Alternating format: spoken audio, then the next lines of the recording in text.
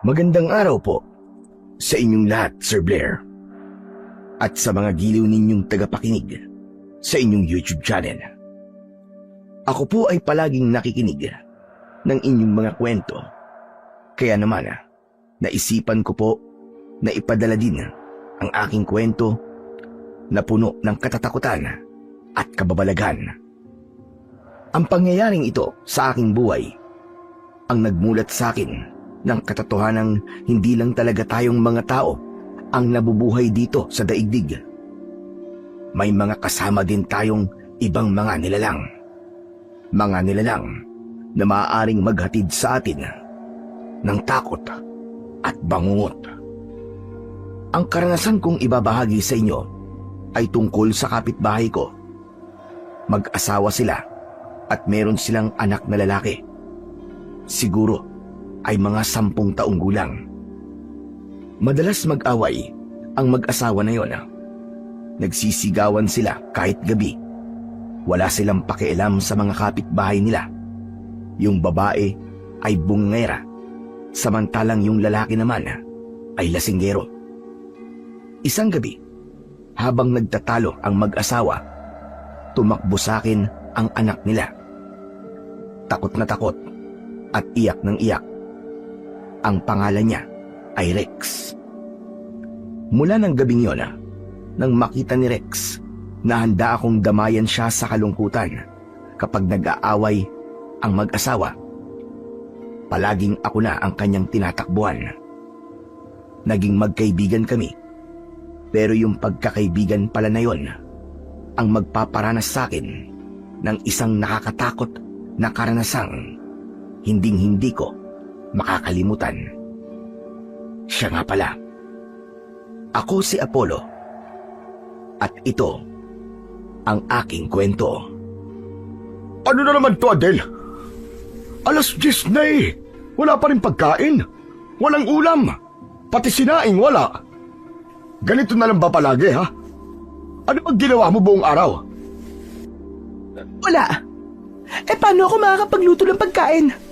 Wala ka namang ibinibigay na pambili. Ano ako, magician? Mabuti pa nga ang alak mo. Parating may budget ka kaysa sa gastusin dito sa bahay. Ano sabi mo? Di ba't kakabigay ko lang sa'yo ng isang araw? Naubos mo na kagad. Abay, natural. 500 lang naman ang binigay mo sa akin, ah. Kakasya ba yun sa 3 araw? Nag-iisip ka ba? Ang dami mo sinasabi. Manahimik ka na nga. O sige. Kung ayaw mo ako magbunga nga, umupo ka dyan sa sopa at mag-usap tayo na maayos. Mag-usap na maayos? Bakit may maayos ba dito? Wala namang maayos sa pamamahay na to eh. Anong walang sinasabi mo? Naglinis naman ako, ah. Hindi mo nakikita? Napalitan ko pa nga mga kurtina. Kurtina. Leche ka. Maghapon kang nagkabit ng kurtina?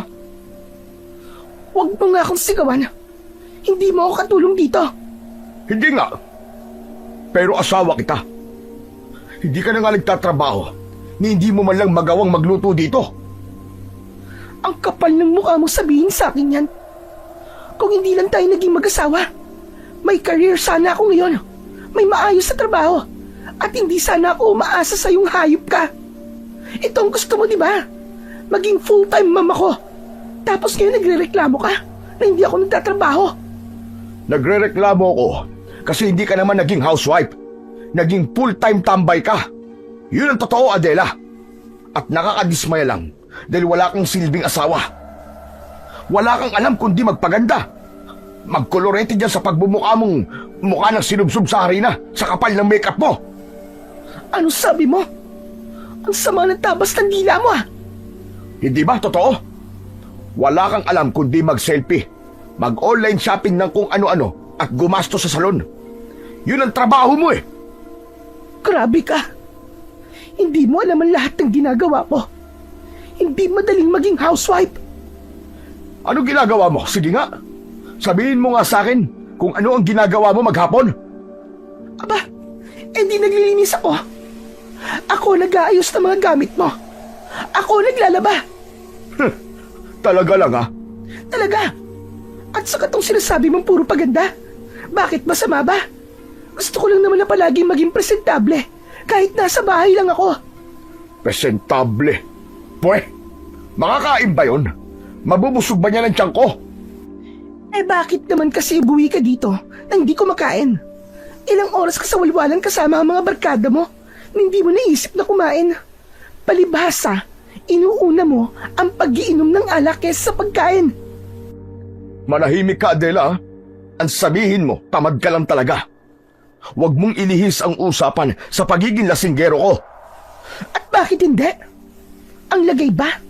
Ikaw pwedeng mamuna tapos ako hindi. Eh ikaw nga tong puro barkada eh. Huwag mo akong pakialaman sa pakikipagbarkada ko. Tatamaan ka sa akin. Namumuro ka na. Bakit anong gagawin mo? Sasaktan mo ko? Oo, sasaktan talaga kita pag hindi mo itinikom yung bunganga mo. Subukan mo! Subukan mo! Iiwan kita sa oras sasaktan mo ko. Ano? Anong sabi mo? Iiwan mo ako? Bakit? Ano bang pinagmamalaki mo, ha? May iba ka na ba? Kaya ganyang kalakas ang loob mo? Wala akong lalaki, Roman. Ang sa akin lang, kung hindi mo na ako kayang itrato ng maayos, abay lalayasan talaga kita. Bakit? Ano bang trato ang gusto mo? Yung mala prinsesa ba? Hay nako, wala ka talagang kwenta. Ang yabang mo. Akala mo naman may kwenta ka. Kundi lang sa pera mo. Wala ka din naman eh. Ano sabi mo? O bakit? Totoo naman ah. 12:00 ng madaling araw nang maalimpungatan ako sa ingay ng nag-aaway kong kapitbahay na sinasabayan pa ng malalakas na alulong ng mga aso. Ilang gabi na rin akong hindi nakakatulog dahil sa halos gabi-gabi silang nag-aaway. Kinuha ko ang aking unan at sinubukan kong itakip yon sa aking tenga. Ilang sandali ang lumipas ay biglang nanahimik ang paligid. Napabuga ko ng hangin dahil sa wakas ay maaari ko nang ituloy ang nabiting pagtulog. Ngunit bigla kong napabangon nang may marinig na parabang nagpapala ng lupa. Marahan akong lumipat sa bintana at bahagya ko itong ibinukas.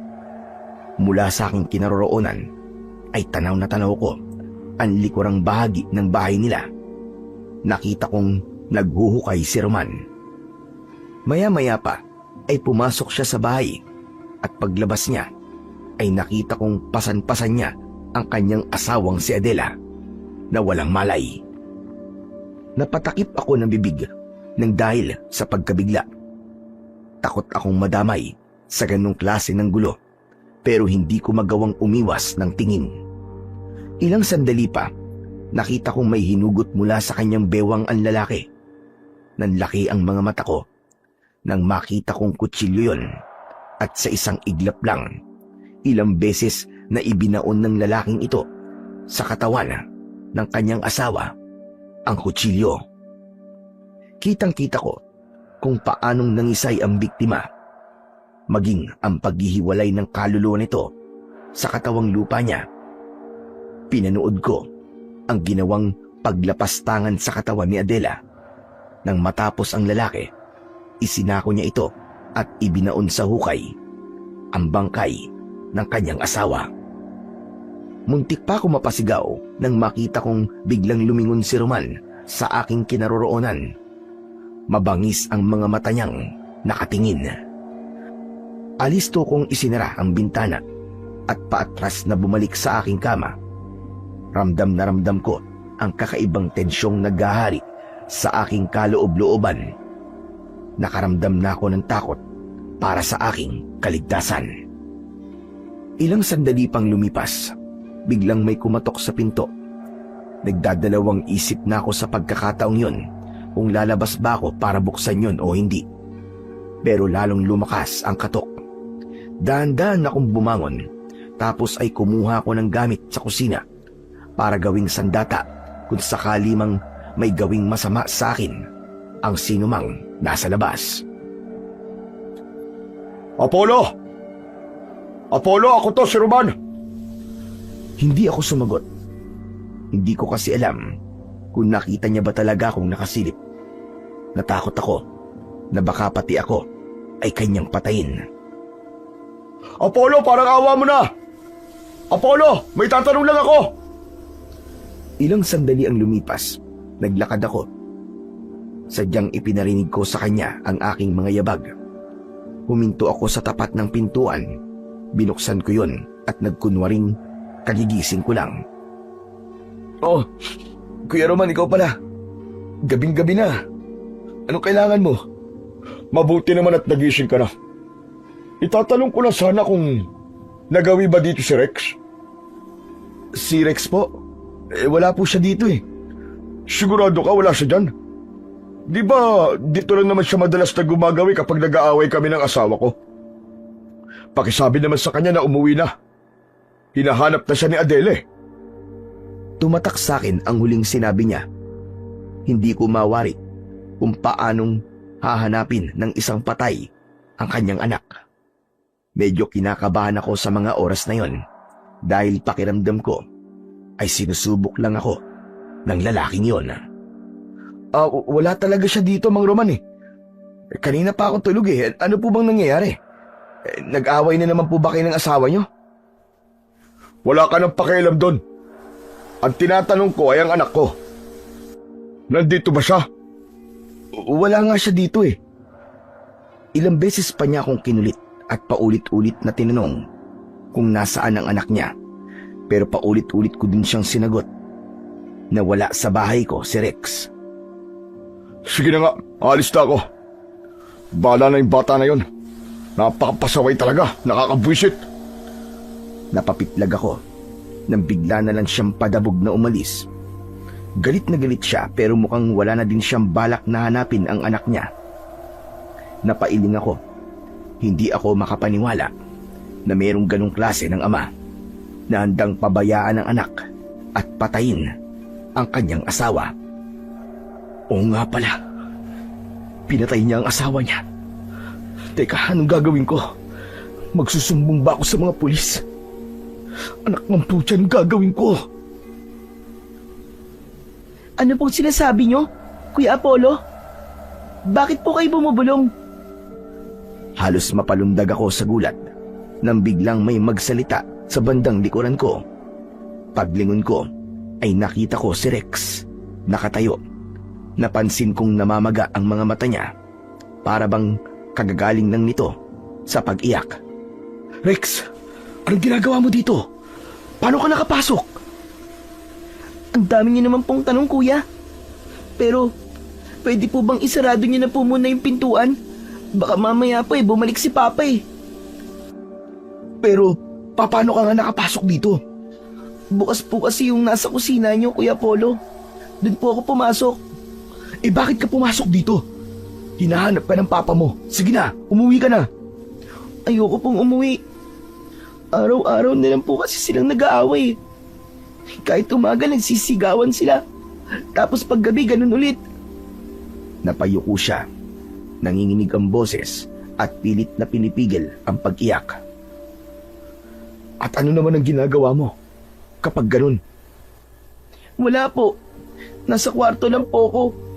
Minsan tinatakpan ko na lang po yung tenga ko. Natatakot ka ba? Opo. Lalo na po pag galit po si Papa.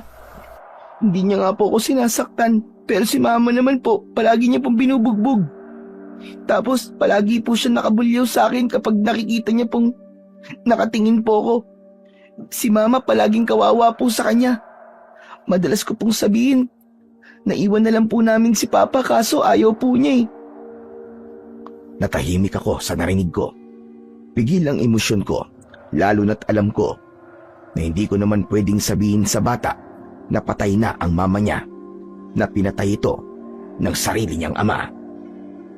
Kaso po, nagsasawa na po talaga ako. Parang gusto ko na munang umalis kahit saglit lang. Ibig mong sabihin gusto mo maglayas? Naiisip ko po minsan, pero siguro ngayon, hindi na muna ako magpapakita sa kanila. Baka sakali matahimik sila. Saan ka naman pupunta? Dito po. Ano? Hindi ka pwede dito. Baka pati ako madamay sa inyo eh. Pero wala naman po akong ibang mapupuntahan eh. Saka mas okay na po na dito ako. Para pag namimiss ko po si Mama, sisilipin ko na lang po siya sa bintana. Hinahanap ka na ng papa mo eh. Alam ko po. Pero gusto ko po muna ng katahimikan. Kahit ngayon lang po. O sige, dito ka muna. Pero bukas pag-uusapan natin ang pag-uwi mo ah. Hindi ka pwedeng magtagal dito. Aba, makukulong ako. Maawa ka naman. Bakit naman po kayo makukulong? Dahil minor de edad ka. Kapag nalaman ng papa mo na tinatago kita, pwede nila akong kasuhan. Baka mamaya sabihin nila, kinidnap pa kita. Ganun ba yun? Ayoko po makulong kayo, Kuya Apollo. Lalo na't wala naman po kayong kasalanan. Ako naman po ang kusang pumunta dito eh. Alam ko. Pero hindi lahat ay maniniwala. Kung tahimik lang po ako, hindi naman nila malalaman na nandito po ako eh. Hindi ganun kasimple yun, Rex. Pag hinanap ka ng barangay o ng mga pulis, makikita ka nila.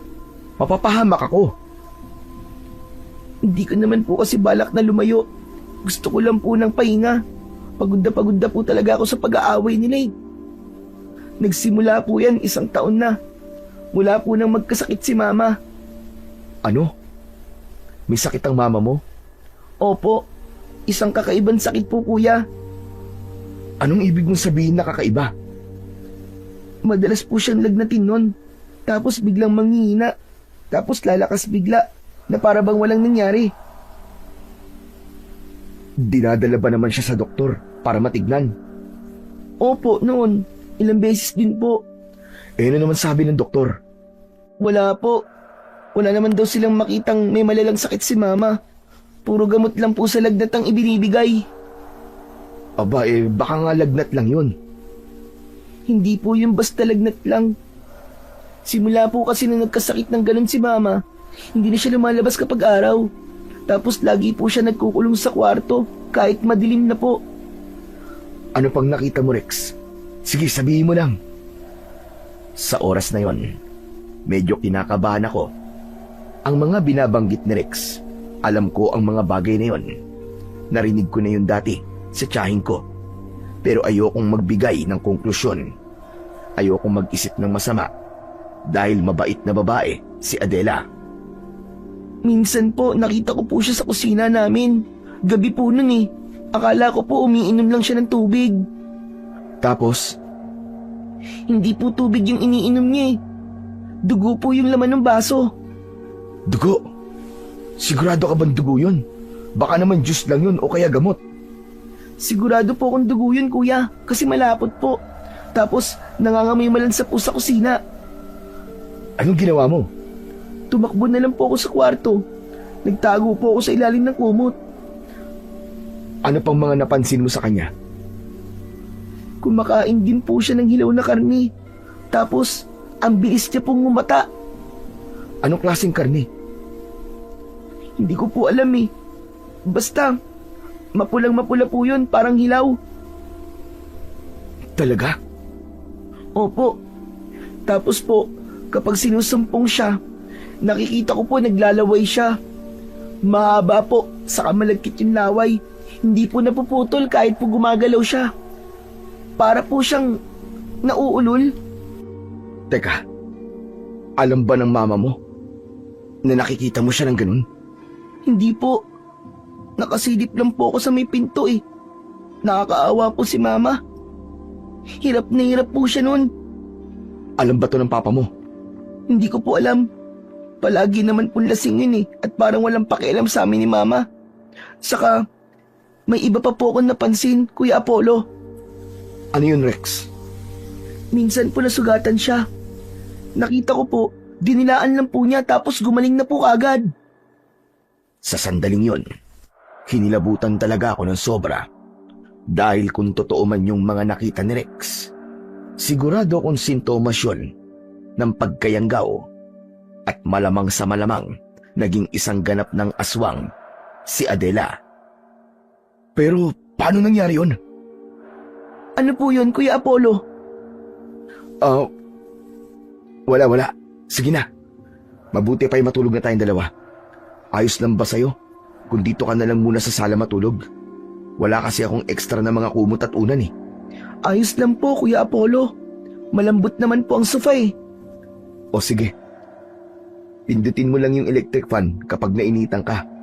Bukas na lang ulit tayo mag-usap ha. Sige na, magpahinga ka na. Tumango si Rex at dahan-dahang humiga sa sofa. Kinuha niya ang maliit na unan at niyakap yun. Saglit ko pa siyang tinitigan bago ako tumalikod. Naglakad na ako papasok sa aking kwarto at pagkatapos ay marahang isinara ang pinto. Pinatay ko ang ilaw at inilawan na lang ang isang maliit na ilaw sa sulok. Saka ako nahiga sa kama. Nakatitig lang ako sa kisame. Naghihintay na muling antukin. Pero nahirapan ako. Hindi lang dahil sa krimen na nasaksiyan ko kanina, kundi dahil sa pabalik-balik sa isip ko ang sinabi ni Rex. Bata pa siya, pero ang bigat na ng dala niya. Nahirapan talaga akong makatulog. Yung mga mumunting ingay sa gabi tulad ng tiktak ng orasan ay parabang napakalakas sa aking pandinig. Maingay. Kaya naman bumangon ako at sumilip sa pinto. Nakita kong nakatagilid si Rex sa sofa. Yakap ang unan. Payapa ang itsura niya. Dahan-dahan kong isinara ulit ang pinto at bumalik sa kama. Ngunit nang ipipikit ko na ang mga mata ko, bigla akong napamulat. May narinig akong mahinang ungol. Mabigat, paos, para bang nanggagaling sa hukay. Ano yun? Nanlamig ang bato ko. Tahimik sa loob ng bahay, pero malinaw kong naririnig ang ingay na yon. Para bang galing sa kabilang bahay. Dahan-dahan akong bumangon at lumapit sa may bintana. Sumilip ako at doon ko nakita sa mismong pinaglibingan kay Adela, may kamay na umangat mula sa lupa. Maitim ang balat. Mahaba ang daliri. Ang mga kuko, matutulis at makapal. Anak ng putya! Hindi totoo to! Isang kamay pa uli ang lumitaw at sinundan ng ulo. Unti-unting umangat pati na ang katawan. Matangkad ito, payat, halos dikit ang balat sa buto. Ang mga mata pulang-pula at dilat. Ang bibig, nakabuka at may tumutulong laway na makapal at hindi napuputol. Anak ng putya! Ang marinig! Totoo nga mga sinasabi ni Rex. Aswang ang mama niya! Umungol ulit ang nilalang. Mabagal ang galaw nito habang lumalabas sa hukay. Tapos ay umalingasaw ang amoy lupa at bulok na amoy sa hangin. Amoy ko ito kahit nasa loob pa ako ng kwarto. Napaatras ako. Nang bigla nitong itinaas ang ulo at tumingin sa direksyon ko, bigla kong naisara ang bintana. Ngunit hindi naging sapat yun dahil pakiramdam ko ay tumatagos ang mga mata ng nilalang. Para bang nagmamatsyag. Maya-maya pa ay biglang may kumatok sa bintana. Isang beses lang yon. Dali-dali ako napaatras. Naroon pa rin ang ungol. Alam kong siya ang kumatok. Diyos ko, tulungan niyo ako.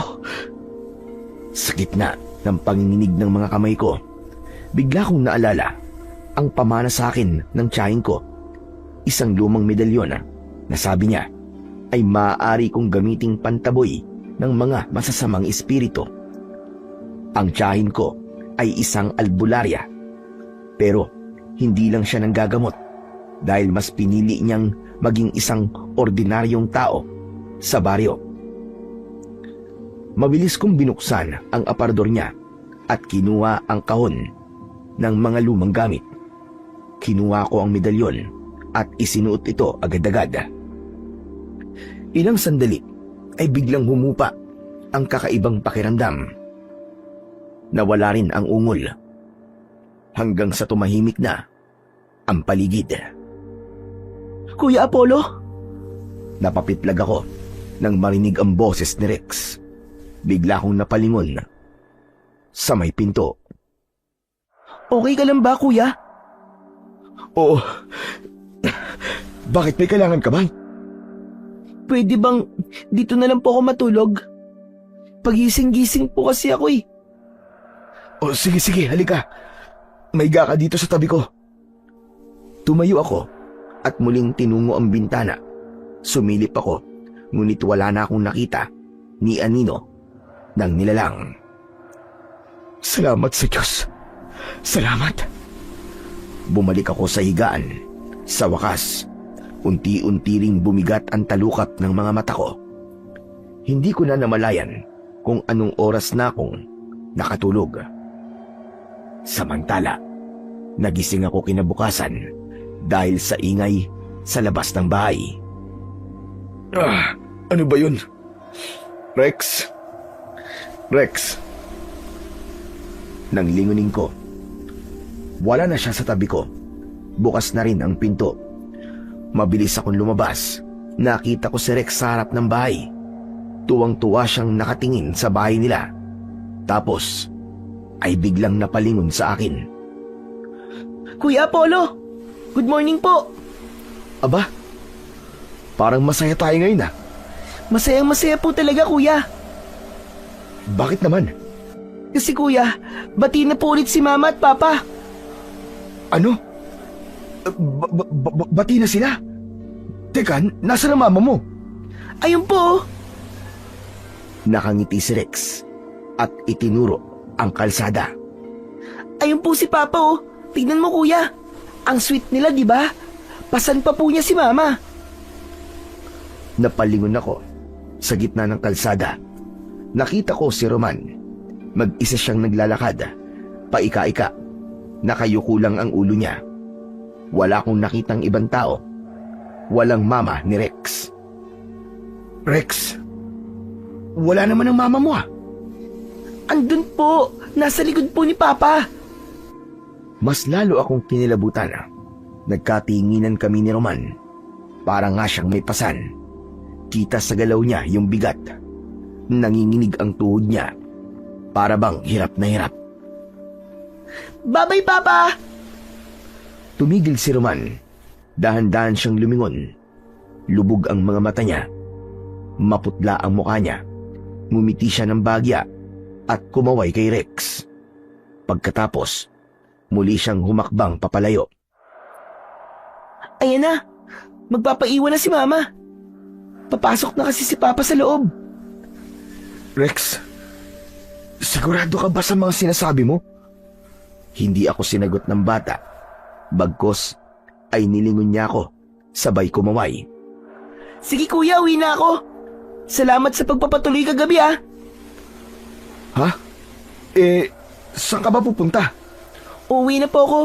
Tinatawag na po ako ni mama eh. Umuwi na siya.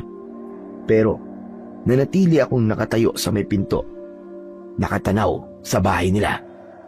Mabigat ang pakiramdam ko. Teka, nakakalito ah. Sumakit ulo ko ron ah. Ano ba nangyayari? Ilang sandali akong nanatili roon. Pilit kong pinakalma ang aking sarili. Pero ayaw tumigil ng isip ko. May mali. Kaya matapos ang ilang minuto, napagdesisyonan kong sundan siya. Naglakad ako papunta sa kanila. Pagdating ko sa bakuran nila, huminto ako. May naririnig akong boses. Boses ni Rex. Parang may kausap siya sa loob ng bahay. Heto na po mama. Nakahanda na po ang pagkain natin. Kain na po tayo. Nanlamig ako. Nakatingin ako sa bahay nila. Lahat ng bintana ay nakasara, pati ang pinto.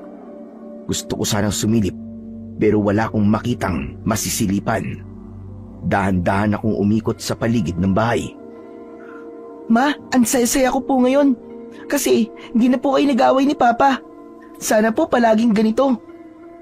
Mas lalo akong kinabahan, pero naglakad pa rin ako hanggang sa bandang likod kung saan naroon ang hukay na ginawa ni Roman kagabi. Wala itong laman. Hindi to tama. Hindi ako agad-agad nakagalaw habang tinitignan ang hukay. Hanggang sa may narinig akong langit-ngit mula sa kusina. Bumukas ang pinto. Napalingon kagad ako. Nakatayo doon si Rex. Kuya Apollo, ikaw pala. Rex, Inutusan po ako ni Mama. Tignan ko raw po kung sino po yung nasa bakuran. Akala po niya may ibang tao. Ikaw lang pala, kuya. May kailangan ka ba, kuya? wala naman. Sisilipin ko lang sana ikaw kung okay ka na. Nasaan ang mama mo? Nasa loob po. Nagpapahinga po. Pwede ko ba siyang makausap? Wag na po, kuya. Pagod po kasi si Mama eh. Tumingin ako sa loob ng kusina. Pero madilim. Pero may narinig akong kausap ka eh. Opo, si Mama. Pero sabi niya matutulog na po siya. Wag na po natin siyang istorbohin. Pero di ba kakain pa kayo? Ikaw, kuya. Nakikinig ka sa usapan ng ibang tao ah. Naku, pasensya ka na, Rex. Narinig ko lang kasi kanina eh. Okay lang po. Gusto niyo po bang pumasok? Hindi ako makasagot kagad. Ang daming tanong sa isip ko. Pero lahat yon ayaw lumabas sa bibig ko. Wag na, Rex. Di ba sabi mo magpapahinga ng mama mo? Aalis na lang ako. Sinilip lang naman talaga kita. Sige po, kuya. Okay po. Ngumiti siya at dahan-dahang isinara ang pinto. Naiwan ako nakatayo sa bakuran ng ilang sandali bago ako tuluyang umuwi. Samantala, pagdating ng gabi, nang nakahiga na ako, ayaw akong dalawin ng antok. Maya-maya pa, may narinig akong sigaw. Boses ni Roman. Bigla akong napaupo at pinakinggan ang lalaki. Nag-alala kasi ako kay Rex at baka siya na ang pinagbubuntanan ng galit ng lalaki. Tulad kasi ng dati, lasing na naman ito. Tama na! Naririnig mo ba ako? Tama na! Ayoko na!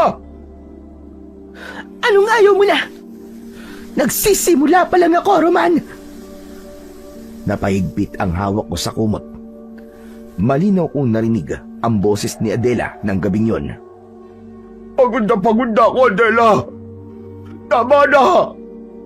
Eh kung ayoko, magdurusa ka, Roman, sa ginawa mo sa akin! Kailangan kong gawin yun. At paulit-ulit kong gagawin yun. Para sa anak natin. Para sa anak? Kailan pa naging para sa anak ang pumatay? Hayop ka, Roman. Pinatay mo ko. Sige, subukan mong ulitin yun at papatayin din kita. Idadamay ko lahat dito. Pati na ang anak natin. Walang hiya ka. Totoo nga. Hindi na talaga ikaw ang asawa ko. Si Adela, mahal na mahal niya si Rex. At hindi niya magagawang pagbanta ng sarili niyang anak.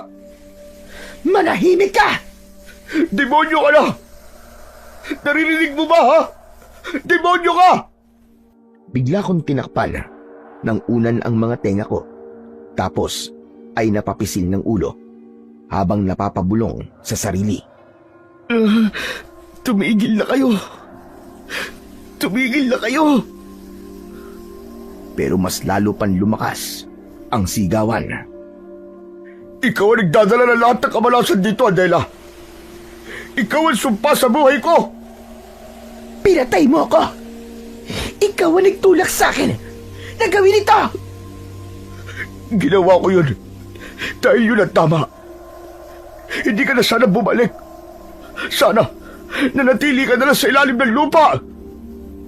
Maya-maya pa, sa kalagitnaan ng bangayan nila, may narinig akong isang malakas na kalabog. Parang may inihagis na mabigat na bagay.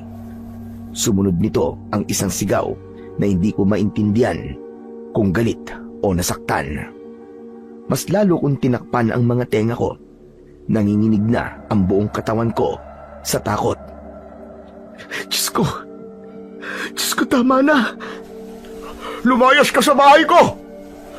Lumayas ka, demonyo ka! Hindi ako aalis! Dito lang ako! At mananatili akong bangungot mo! Habang buhay! Walang hiya ka, Adela! Walang hiya ka! May narinig akong malakas na iyak. Boses ng bata. Mama! Papa, tama na po! Rex! Bigla akong napalakad, papalapit sa may bintana at sumilip doon. Nag-alala kasi ako para kay Rex, ngunit wala akong makita. Sarado ang mga bintana nila at di maaninag kung ano ang nangyayari sa loob. Manahimik ka! Bumalik ka doon sa loob! Ayoko po! Please po, Papa! Huwag niyo na pong awayin si Mama! Hayaan mo na ang bata dito para makita niya kung gaano ka kasama! Tumahimik ka! Hindi ako demonyo dito kundi ikaw! At ikaw, Rex! Sige na! Pumasok ka na doon sa loob! Pumasok ka! Napaupo ako sa saig. Nangingilid ang luha ko. Hindi ko na alam kung ano ang nangyayari at hindi ko alam kung ano ang gagawin. Nagpatuloy ang malalakas nilang sigawan. Maya-maya pa ay naisip kong kunin ang aking telepono at sinubukan tumawag sa istasyon ng pulis. Ngunit pagkatapos kong gawin yon, biglang tumahimik. Ilang sandali matapos ang tawag, may narinig akong tunog ng sasakyan. Dumating ang mga pulis. Sumilip ako. Naroon na sila sa harap ng bahay ni Roman. Kumatok sila sa pinto. Ilang segundo ang lumipas bago ito bumukas. Lumitaw si Roman. Ano po yun? May problema po ba? Narinig kong ipiniliwanag ng pulis ang reklamo. Umiling si Roman. Wala naman po kaming problema. Tahimik po dito. Oh. Sino ba yung nagsumbong na yan? Natahimik ang mga pulis. Tulog nang mag-ina ko, kanina pa. Isa sa mga pulis ang nagtanong kung pwede nilang makita. Sumagot si Roman sa pulis nang hindi nagtataas ng boses. Naku sir, wag na po sana. Mangyaring may sakit po ang asawa ko.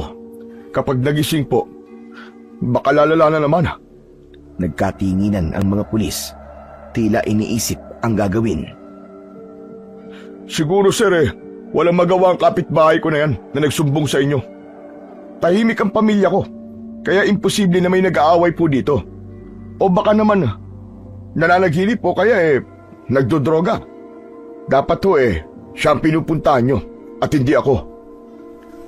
Tahimik lang ako nakasilip mula sa loob ng bahay ko. Gusto kong lumabas. Gusto kong magsalita at sabihin ng lahat ng narinig ko.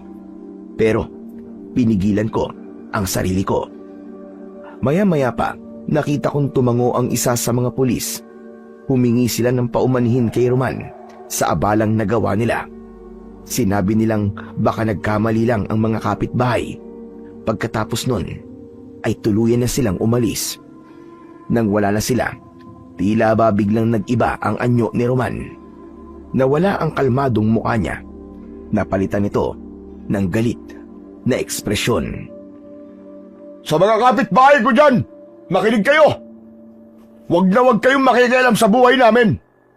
At ikaw na nagsumbong ka, kung sino ka man, makikilala din kitang hayop ka. Nanigas ako sa aking pinaroroonan nang marinig ang sinabi niyang yun. Oras na malaman ko kung sino ka. Humanda ka talaga sa akin. Tahimik ang paligid. Walang sumagot kay Roman. Maya-maya pa, biglang tumigil ang lalaki. Dahan-dahan siyang lumingon. Diretso. Nanlaki ang mga pinatapin. Lahat kung hindi naman niya ako nakikita. Natatakot ako kasi matalim ang mga titig niya at galit na galit. Ngunit pagkatapos nun, bigla siyang umisi. Malaman ko lang talaga kung sino kang pakialamero ka. May paglalagyan ka sa akin. At sabi nun, ay sumasok na panunod sa bahay nila. Ipinahanis ang video at alapak. Nagkanan tayo. Ako pabalik sa aking kama. Tapos, Takot, kita ko. Natakot ako sa mga narinig ko. Dahan-dahan akong nahiga at nag-umis. Ilang araw ang nakalipas, tahimik lang ang kabilang bahay. Hindi ko na rin nakikitang lumalabas pa si Rex. Tanging si Roman lang ang lumalabas kapag pumapasok ito sa trabaho. Kinakabahan ako para sa bata. Naisip ko na baka napahamak na ito sa kamay ng kanyang tatay. Ngunit imbis na alamin ang kalagayan niya, nanatili lang akong tahimik at hindi lang dahil sa takot ko kay Roman. Ngunit isang araw, may tumagod sa pinto ko. Pagbukas ko, si Rex ang nakita ko. May outs itong isang lumang bag. Kuya Apollo, ako dito. Hindi na ako nagtanong pa at nagiging siyang pinapasok. Halika, please. Maghapon siyang tumambay sa bahay ko. Tahimik lang siya nung una.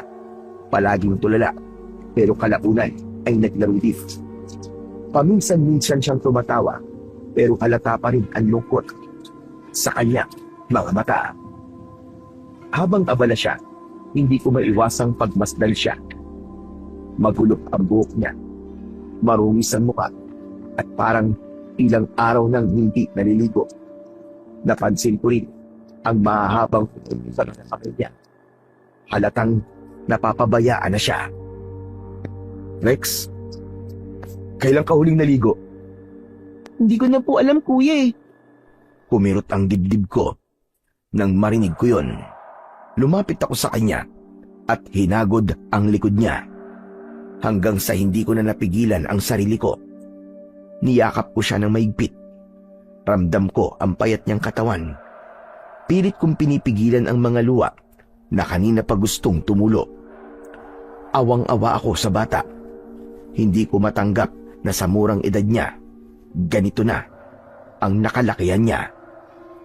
Aray ko kuya. Ang sakit mo naman yumakap. Naku, pasensya na Rex. Medyo napaigpit nga yata. Okay ka lang? Opo, okay lang naman po. Napansin kong parang lalong lumungkot ang mga mata niya.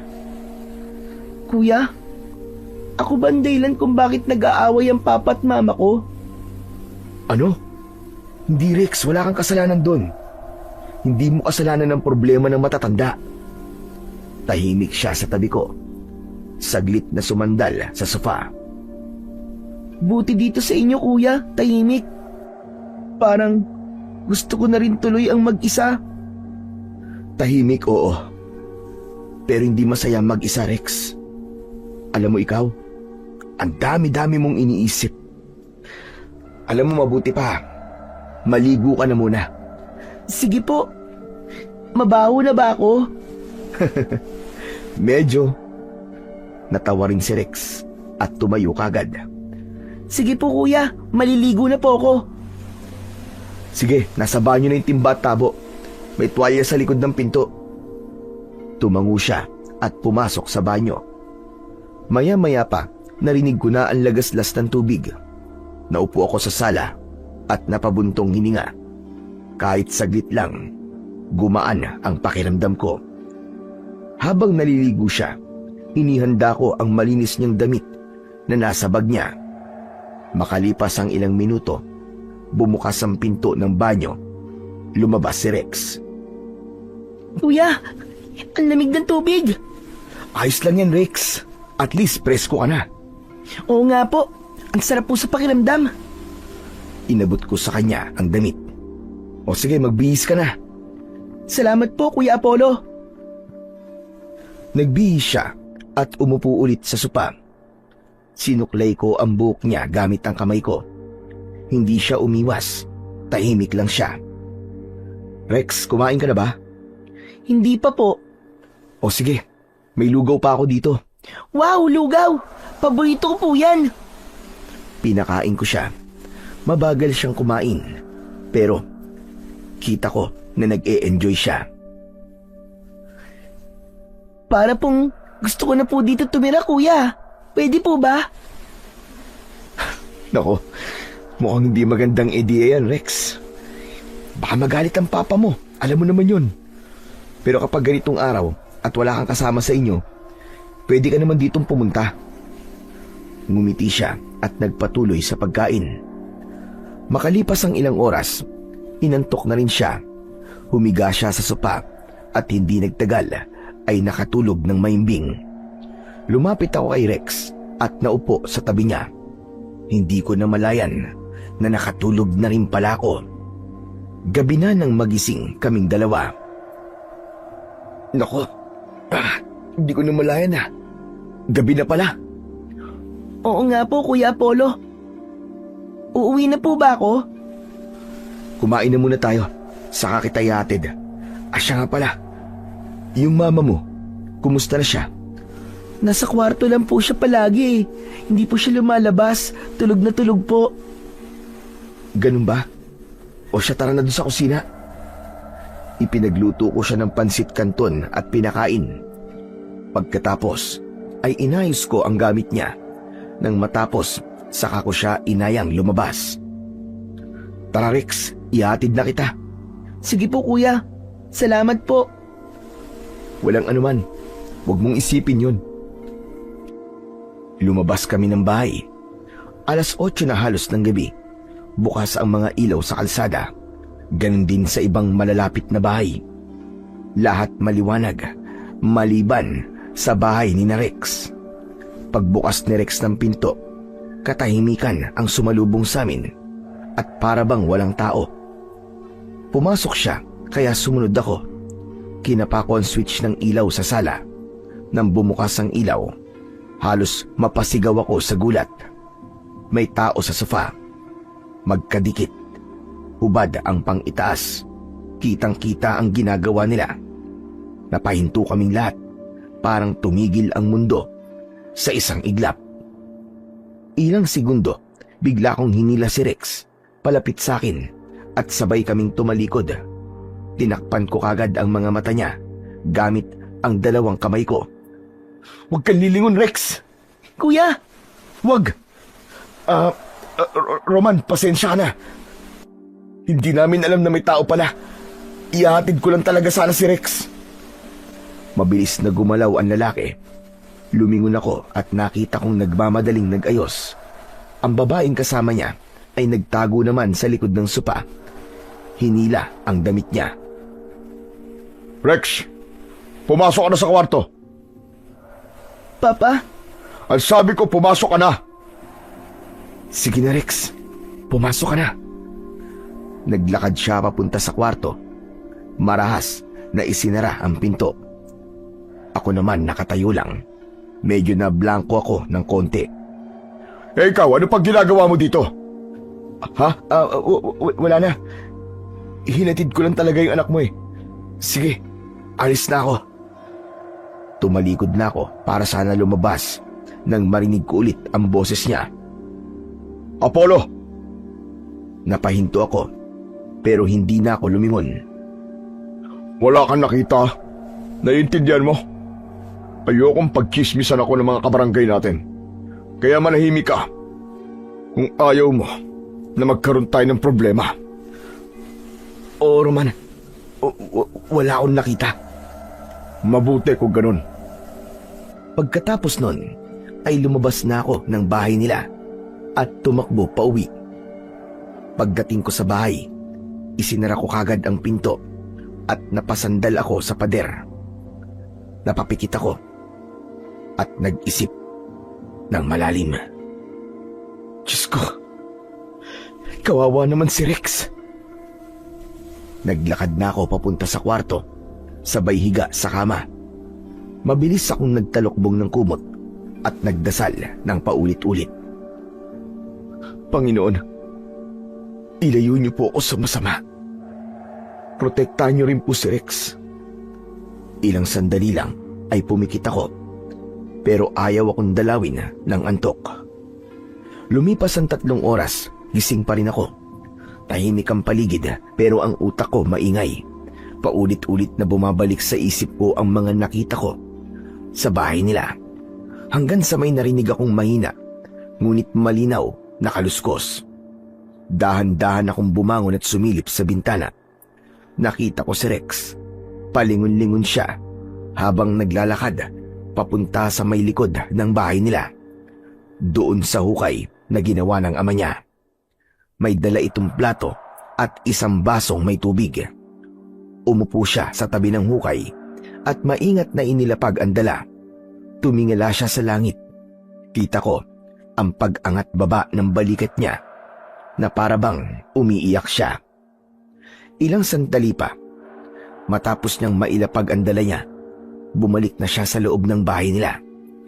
Tinignan ko ang orasan, malapit nang mag-alas 12 ng madaling araw. Muli akong sumilip. At sa muli kong pagtingin sa bakuran nila, biglang may lumitaw na naman sa hukay. Isang maitim na kamay. Muli ko na namang nakita na bumabangon ang bangkay mula sa lupa. Yun ay walang iba kundi si Adela. Hindi. Hindi maaari ito. Ayan na naman siya. Sa sandaling yun, umalingasaw ulit yung masangsang na amoy. Parang nabubulok na laman. Sumikdo ang sikmura ko. Halos masuka ako. Pasuray-suray siyang tumayo. Nakalugay ang buhok. Maitim ang kanyang balat at nakadilat ang mga mata na parang walang buhay. Yung anyo niya naging mas nakakakilabot matapos ang ilang sandali. Naging isang nakakatakot na halimaw. Nakatingin siya sa maliwanag na buwan. At saka siya lumingon. Nanlaki ang mga mata ko nang makita kong sa direksyon ko siya nakatingin. Palapit siya sa akin. Diyos ko. Wag naman dito. Mabilis kong isinara ang bintana at sinigurado kong nakalak. Tumakbo ako pabalik sa kama at nagtalukbong ng kumot. Tinakpan ko ang tenga ko. Hindi totoo to. Panaginip lang to. Parang may narinig akong boses. Apollo? Apollo! Sobrang kilabot ang naramdaman ko nang marinig na binanggit niya ang pangalan ko. Nanlambot ang katawan ko at hindi ako makagalaw. Mula sa direksyon ng bintana ay may narinig akong mahinang katok. Hanggang sa naging paulit-ulit. Unti-unti, lumakas hanggang sa yung katok ay naging mga kalmot. Para bang nagpupumilit na makapasok. Tumigil ka! Maawa ka sa akin, Adela! May biglang bumagsak sa bubong. Napasinghap ako at pigil ang hininga. May naglalakad. Mabibigat ang kanyang mga hakbang. Sa labas, umaalulong ang mga aso. Sinubukan kong sumigaw, pero walang tunog na lumabas. Apollo! Tama na, Adela! Wala naman akong kasalanan sa'yo, ha? Wala akong ginagawang masama sa'yo! Unti-unti, may humila sa kumot ko. Dahan-dahan. Tapos, ay may malamig na dumampi sa paa ko. Please, tama na! Ipinikit ko ang aking mga mata ng mariin dahil sa labis na takot. Hindi pa rin siya tumitigil. Nararamdaman ko pa rin ang kanyang presensya, lalo na at parang may marahang humahaplos sa aking pisngi. Malamig, basa, mabaho, parang amoy lupa at dugo. Bakit ka pumikit, Apollo? Hindi ba't mulat na mulat ka noon? Tama na! Ayoko na, Adela! Tigilan mo na ako! Tama na! May biglang kirot akong naramdaman. May matalas na bagay na bumaon sa mga mata ko. Aray! Ang sakit! Tama na! Ayoko na! Naramdaman ko ang mainit na dugong dumaloy sa pisngi ko at bumaba sa aking labi. Nalasahan ko yung maalat at malansang dugo sa bibig ko habang humahagulgul ako sa sakit. Walang silbi ang mga batang yan. Nakita mo, pero pinili mong malahimik. Hindi ko kasalanan, Adela. Wala akong kasalanan sa'yo. Bakit ako? Bakit akong pinaparusahan mo? Bakit ikaw? Dahil ikaw lang ang nakakita. Ikaw ang nakarinig. Pwede kang magsalita, pero hindi mo ginawa. May biglang humawak sa buhok ko. Pinilit kong imulat ang aking mga mata, pero wala na akong makita. Hinila niya ako palapit sa kanya. Napakabaho niya, para bang amoy na nabubulok na laman. Alam mo ba kung gaano kasakit mamatay? Hindi ako pumatay sa'yo, Adela. Bakit ako ba ang ginaganito mo? Tigilan mo na ako, Adela. Hindi ko na kaya, ha? Hindi mo na kaya. Ako nga, kinaya ko mamatay ng paulit-ulit eh. Gusto ko, maranasan mo din yon. Bigla niya akong sinuntok ng malakas sa tagiliran. Napahiyaw ako at namalipit sa sakit.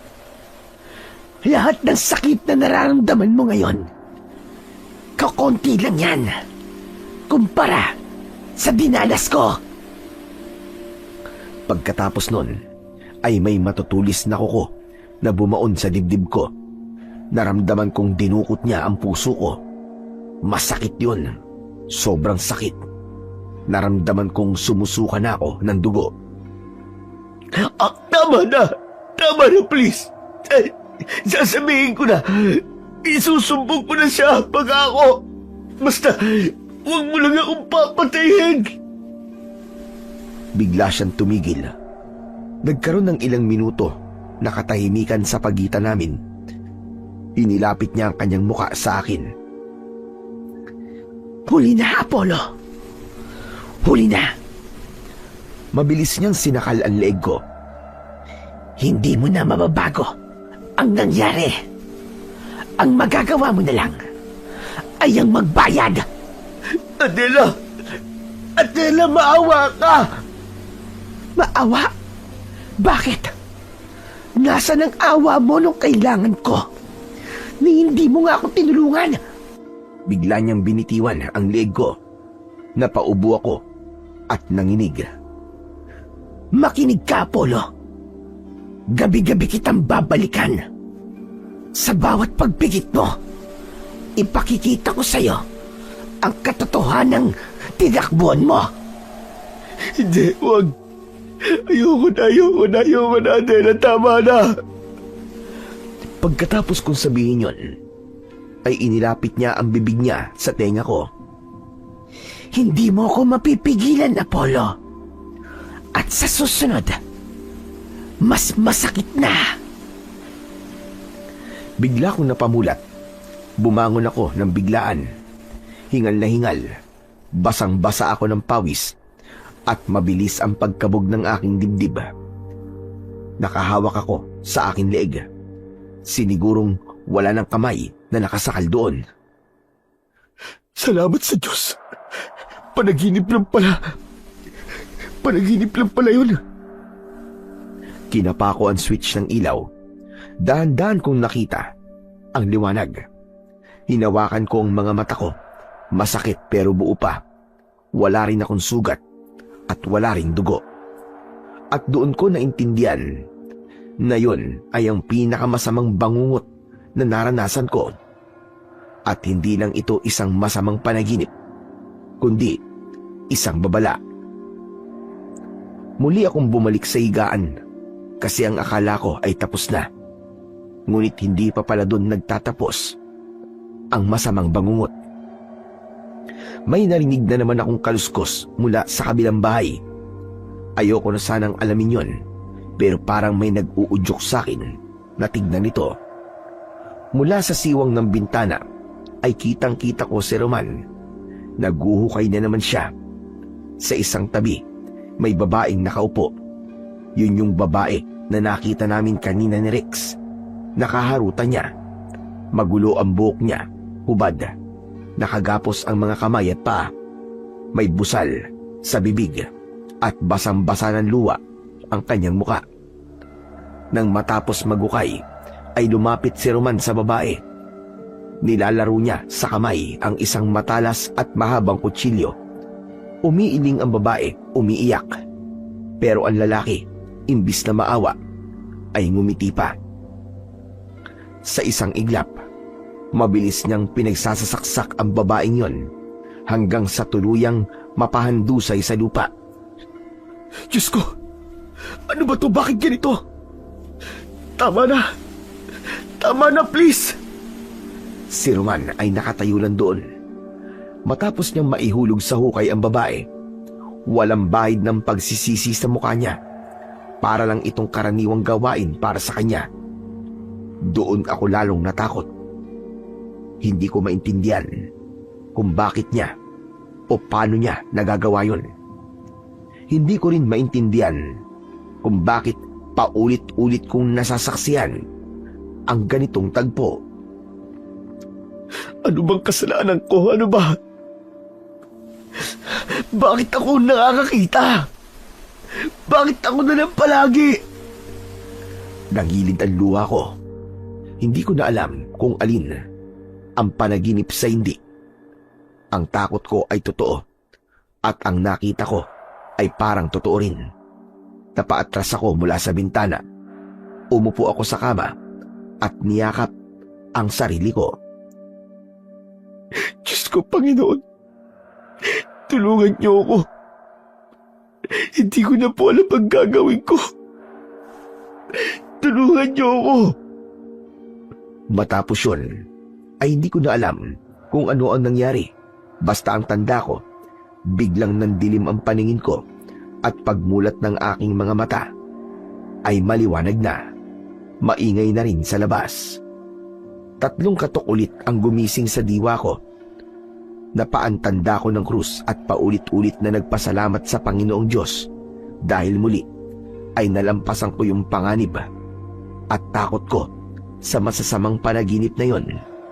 Kung panaginip nga ba. Hanggang sa bumangon ako at tinungo ang pintuan at binuksan ko yon. Magandang umaga po, Kuya Apollo. Hala, teka. Ano po nangyari sa mga mata nyo? Tapos, bakit po may dugo po kayo sa mukha? Bigla akong kinilabutan nang marinig ang sinabi ni Rex. Napaatras ako at napatakbo sa banyo at pinagmasdan ang anyo sa salamin. Butas ang kanang mata ko at may natuyong dugo sa aking mukha. Diyos ko, Diyos ko, Diyos ko. Ano to? Hindi maaari ito. Hindi! Kuya Apollo! Sunod-sunod ang katok na ginawa ni Rex, pero hindi ko siya pinagbuksan ng pinto. Panay ang haplos ko sa aking muka. Panaginip lang to. Panaginip na naman to. Muli ako napatingin sa salamin at nakita ko na wala ng dugo. Bumalik na din sa dating ayos ang aking mga mata. Ang hindi lang natanggal sa akin ay yung nakadikit na takot sa mukha ko. Dahan-dahan ko nang binuksan ang pinto matapos kong ayusin ang sarili ko. Naglakad na rin ako papunta sa sala at doon ko nakita si Rex. Kuya, sa susunod daw po, ay yung mga dila mo naman daw ang aalisin nila. Kasi hindi mo daw ginagamit ng tama. Puputulin daw yan. Saka yung 2 mga mata mo, parehas na dudukutin. Ano? Anong sinasabi mong nila? Yan po, oh. Andyan po sila sa likod nyo, nakatayo. Galit na galit sila sa'yo, Kuya Apollo. Bakit daw ayaw mo magsalita? Sa narinig kong yon, parang bigla kong naging upos na kandila.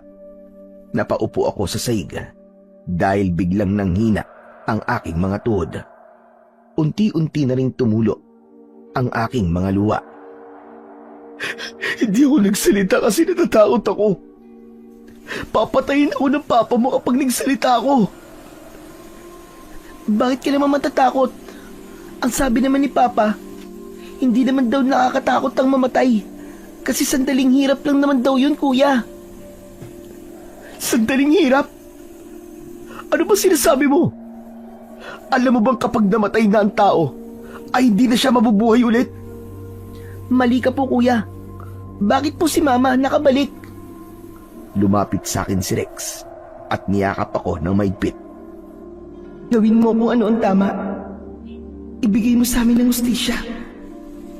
Hustisya ang kailangan namin, Apollo. Biglang bumitaw si Rex sa pagkakayakap sa akin at bumagsak sa sahig. Nawalan siya ng malay.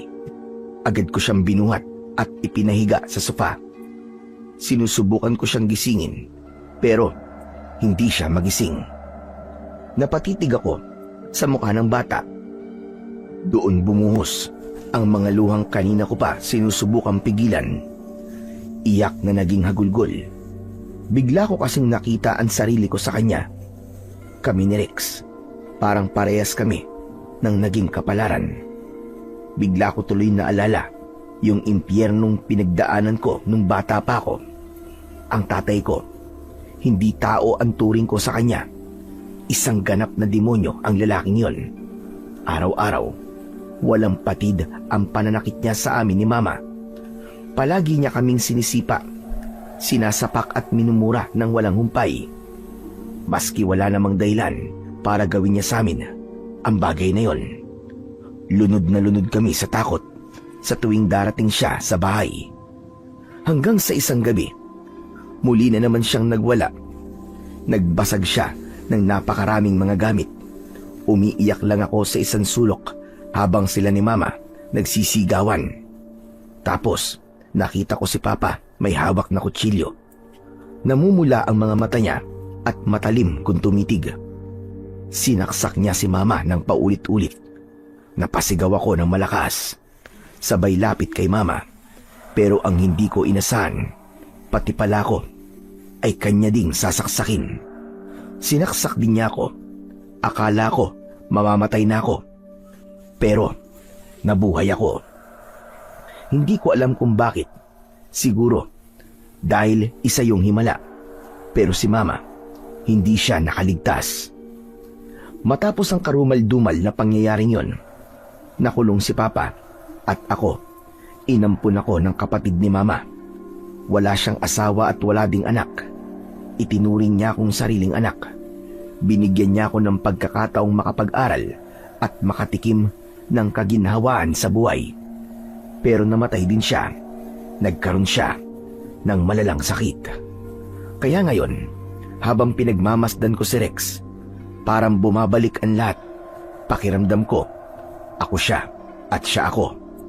Ang sakit-sakit makita na ang isang bata na katulad niya at katulad ko noon ay kailangang dumaan sa ganitong klase ng impyerno. Maraan kong hinaplos ang buhok niya.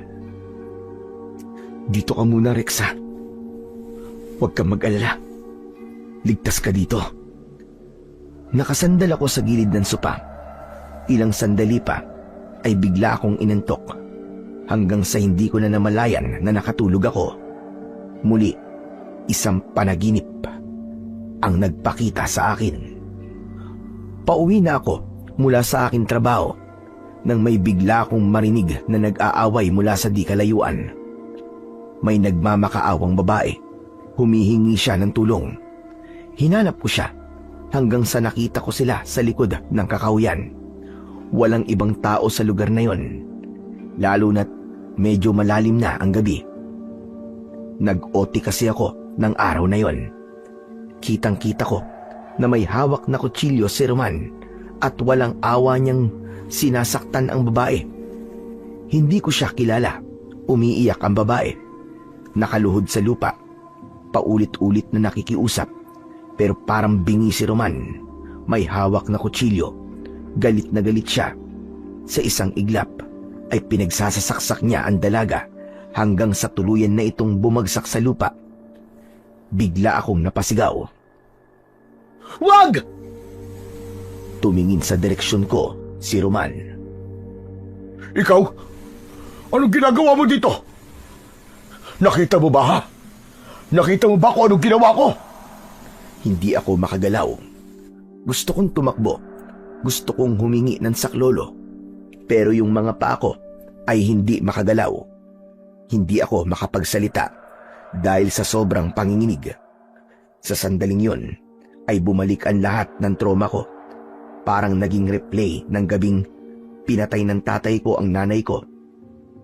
Para akong bumalik sa pagiging isang batang walang laban. Nilamon ako ng matinding takot na baka pati ako ay papatayin ni Roman. Dahan-dahang lumapit ang lalaki sa akin. Makinig ka sa akin, Apollo. Huwag kang magsasalita. Wala kang nakita. Nagkakaintindihan ba tayo? Oo.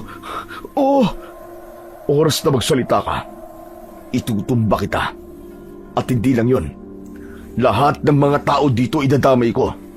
Lahat sila papatayin ko. Pati na si Rex. Idadamay ko lahat. Gagawin kong impyerno ang mga buhay ninyo. Bago ko kayo ilibing ng buhay. Kaya kahit anong nakita mo, itikob mo yung bibig mo. Nagkakaintindihan ba tayo? Wala akong nagawa ng mga sandaling yon, kundi ang tumango. Ang demonyong nasa harap ko ay hindi na iba sa demonyong pumatay sa nanay ko noon. Kuya Apollo! Kuya! Kuya Apollo, gising! Kanina pa po kayo sumisigaw habang tulog. Napabalikwas ako nang marinig ko ang boses ni Rex. Gising na pala siya. Napahawak ako sa maliit niyang kamay. Ang mukha niya ay punong-puno ng takot at pag-aalala. Bigla ko tuloy siyang nayakap ng sobrang higpit. Rex! Nandito lang si Kuya. Hindi kita pababayaan. Hindi kita pababayaan. Kuya, teka, nasasaktan po ako. Bakit po ba kayo umiiyak? May masama po bang nangyari? Hindi ko siya magawang sagutin. Sobrang madilim ang panaginip ko na yon para ikwento ko sa kanya. Pero alam kong hindi lang panaginip ang lahat. Totoong nangyari yon. Pinatay ni Roman ang isang dalaga na hindi ko kilala bago pa man magkasakit ang asawa niyang si Adela. Napabuntong hininga ako at pilit kong pinakalma ang boses ko. Wala, Rex. Wala. Masamang panaginip lang. Huwag mo nang isipin yun. Pero hindi pa man humuhupa ang kaba sa dibdib ko. Biglang may malakas at marahas na kalampag sa pinto. Apollo! Apollo, buksan mo itong pinto! Boses yun ni Roman. Halatang languna naman ito sa alak. Biglang humawak sa braso ko si Rex. Ang kanyang mga mata ay nanlalaki sa sobrang takot. Kuya Apollo, si Papa po, galit na naman po siya. Relax ka lang, Rex. Huwag ka matakot. Hindi kuya, kailangan ko nang umuwi. Baka mas lalo akong saktan kapag hindi po ako lumabas eh. Hindi, Rex. Huwag ka munang aalis. Dito ka lang muna. Apollo! Ano ba? Buksan mo itong pinto! Nandiyan ba si Rex? Ilabas mo ang anak ko! Wala dito si Rex. Sandali lang at may ginagawa ko! Anong wala niya si Rex? Naku, Apollo! Huwag mo akong sagarin! Nabibwisit na ako! Sumigaw ulit si Roman. Sabay sipa sa pinto na tila gusto niya na itong gibain. Rex, makinig ka. Magtago ka sa likod nitong sopa. Ngayon na, bilisan mo. Huwag kang gagawa ng kahit na anong ingay, ha? Kahit na anong mangyari, kahit na anong marinig mo, huwag kang sisilip o lalabas. Nagkakaintindihan ba tayo? Nanginginig na tumango si Rex at mabilis na gumapang patago sa likod ng sofa. Agad na sumunod si Rex. Ako naman ay dahan-dahang lumapit sa pinto para buksan ito. Pagbukas ko, agad akong sinalubong ng nakakasulasok na amoy ng alak at ng nanlilisik na mga mata ni Roman. Pulang-pula ang mga mata niya. Sa pagkakataong yon, may palagay ako na hindi lang siya kargado ng alak, kundi pati na rin ng droga. Nasaan ang anak ko, ha? Apollo, wag mo ko subukan. Alam kong nandito si Rex. Roman, teka lang, wala siya rito. Kanina pa siya umuwi. Baka naglaro lang sa kung saan. Isang malakas na sampal ang dumapo sa mukha ko. Nalasahan ko yung malapot na dugo na umagos mula sa labi ko. Nagsisinungaling kang hayop ka. Ilabas mo sabi si Rex eh. Hayop na batang yon. Talagang matigas ang ulo. Sinabi ko na sa'yo eh. Wala siya dito. Pasuray-suray siyang naglakad, papasok sa loob ng sala. Hindi ko na siya napigilan. Papalapit siya ng papalapit sa lugar kung saan nagtatago si Rex. Ayokong makita niya ang bata dahil alam ko na wala siyang magandang gagawin. Panginoon, tulungan mo ako. Anong gagawin ko? Napabulong na lang ako. Ayoko nang maging isang paulit-ulit na saksi sa isang krimen. Ayoko nang makita ang isang batang walang laban na dudurugin ng sarili niyang ama. Ano ba, Rex? Lumabas ka dyan! Alam ko nandito ka lang! Naku, sinasabi ko sa'yo, huwag mo akong paglaruan! Kapag nahanap kita, hindi mo magugustuhan ang gagawin ko sa'yo! Wala talaga siya dito! Pero makikiusap ako sa'yo. Huwag mo nang saktan si Rex! Kawawa naman yung bata eh! Kawawa? Hindi kawawa ang batang yon. Dinidisiplina ko lang siya. Kaya huwag kang makialam. Kundi, papatayin kita. Sige, patayin mo na ako! Gaya ng ginawa ng tatay ko sa nanay ko. Pero hindi ako papayag na saktan mo ang anak mo, demonyo ka, Roman! Hayop ka! Agad niya akong sinunggaban sa kwelyo at isinandal sa pader. Gusto mo talaga mamatay ng maaga? Gusto mo nang mauna? Sige, pagbibigyan kita. Napalingon ako sa lugar kung saan nakatago si Rex. Alam kong nakikinig siya at doon mas lalong nadudurog ang puso ko dahil naririnig niya ang sarili niyang ama na nagbabantang pumatay. Bigla niya akong sinakal. Nanlilisik ang mga mata niya na parang gusto na talaga niya akong tuluyan. Papa, tama na po! Parang awa niyo na po! Biglang lumabas si Rex sa pinagtataguan niya. Tumakbo siya papalapit at niyakap ang binti ni Roman. Pinipigilan niya ang ama niya kahit na alam niyang pwede rin siyang saktan nito. Papa, tama na po! Huwag niyo na po saktan si Kuya Apollo. Mabait po siya sa akin. Uuwi na po ako, Papa. Sasama na po ako sa inyo. Huwag niyo na po siya saktan. Natigilan si Roman. Tumingin siya sa anak niya. Tapos ay saka tumingin sa akin. Tapos ibinalik ang tingin kay Rex. Pero imbis na lumambot ang puso niya, lalo siyang nagalit. Sinasabi ko na nga ba't nandito ka na naman eh? Hala! Umuwi ka ron! Roman, nakikiusap ako sa'yo. Huwag ang bata. Anak mo yan eh. Manahimik ka! Huwag kang makialam dito! Huwag! Kuya Apollo, tama na po.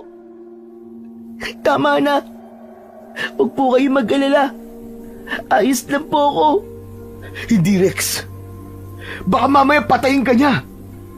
Hindi ako papatayin ni Papa. Sanay na ako na ganito siya. Sinubukan kong lumapit pero mas lalong hinigpitan ni Roman ang pagkakasakal niya sa akin. Halos magdilim na ang paningin ko. Papa, tama na yan! Bitiwan mo na siya! Umuwi na po tayo! Pero hindi nagpatinag si Roman. Sige na po, Papa! Ako na lang po! Ako na lang po ang saktan niyo! Sanay naman na po ako eh! Sanay na po ako na sinasaktan niyo ako araw-araw! Pero wag lang po si Kuya Apollo! Wag po siya! Wala po siyang kinalaman dito! Mabait po siya, Papa! Doon ako lalong napaiyak. Tumingin si Roman kay Rex. Tapos sa akin.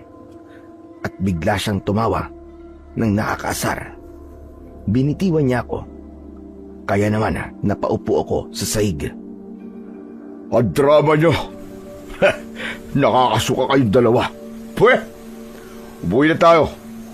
Pero tandaan mo, Apollo, hindi pa tayo tapos. Huwag mo nang pakikialaman ang anak ko. Nagkakaintindihan ba tayo? Oras na makita ko siya ulit dito sa bahay mo, susunugin ko to. Hinablot ni Roman ang braso ni Rex at kinaladkad ito palabas ng pinto. Wala akong nagawa, kundi ang panoorin silang dalawa habang naririnig ang mahinang iyak ng bata. Nang tuluyan na silang makapasok sa bahay nila at sumara ang pinto, doon ko napansin na may isang matandang babae sa kabilang bahagi ng kalsada. Hindi ko siya kilala at ngayon ko lang siya nakita sa lugar na ito. Nakakatakot ang kanyang anyo. Sobrang payat niya. Halos butot balat na ang kanyang mga braso na nakalawit sa suot niyang kupas at maruming duster. Ang puti niyang buhok ay magulo, pero ang mas nakakatakot sa kanya ay ang kanyang mga mata. Kahit medyo malayo ako, ramdam ko yung tindi ng titig niya. Diretso sa bahay ni Roman. Masama ang tingin niya, puno ng galit at parang may balak na hindi maganda. Hindi siya gumagalaw, na parang estatwa. Sino kaya siya? Sino kaya ang matandang yun? Biglang may dumaan na sasakyan. Paglampas nito, wala na ang matanda. Naglaho siyang parang bula.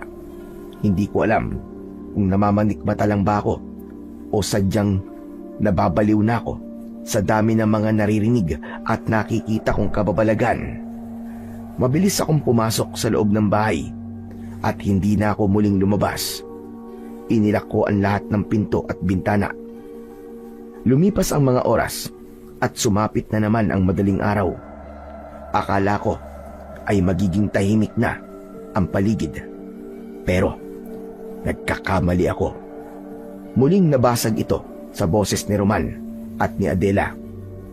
Nag-aaway na naman sila at mas malala ito kaysa dati. Hayop ka, Roman! Anong ginawa mo sa anak natin? Bakit mo sinaktan si Rex? Wala ka talagang puso. Pati sarili mong anak, pagbubuntulan mo ng galit. Wala kang pakialam. Huwag mo akong pagsalita ng ganyan. Bumalik ka na sa impyerno, Adela. Umalis ka na dito. Hindi ako aalis. Hindi ako matatahimik dahil sa mga ginagawa mo sa anak ko. Mamamatay tao ka, Roman. Isa kang mamamatay tao. Tumahimik ka. Patay ka na, Adela. Inilibing na kita. Bakit ba hindi ka na naman nahimik sa hukay mo? Huwag mo subukan ng pasensya ko. Dahil baka pati ang kaluluwa mo ay sirain ko. Sige, subukan mo. Saktan mo pa si Rex. At tignan natin kung saan ka pupulutin. Hindi ako titigil, Roman. Hanggat hindi mo na pagbabayaran ang lahat ng ginawa mo sa akin at sa babaeng yun, Roman. Alam ko ang lahat. Ikaw ang dahilan ng lahat ng kamalasan. Ikaw ang malas, Adela. Ikaw ang malas. Dahil isa kang demonyo. Naging demonyo ako dahil sa iyo, Roman. Hayop ka. Naging demonyo ka kasi tanga-tanga ka. Hindi dahil sa katakawan mo, hindi mo dadanasin lahat ng paghihirap mo. Puro ka kasi lamon.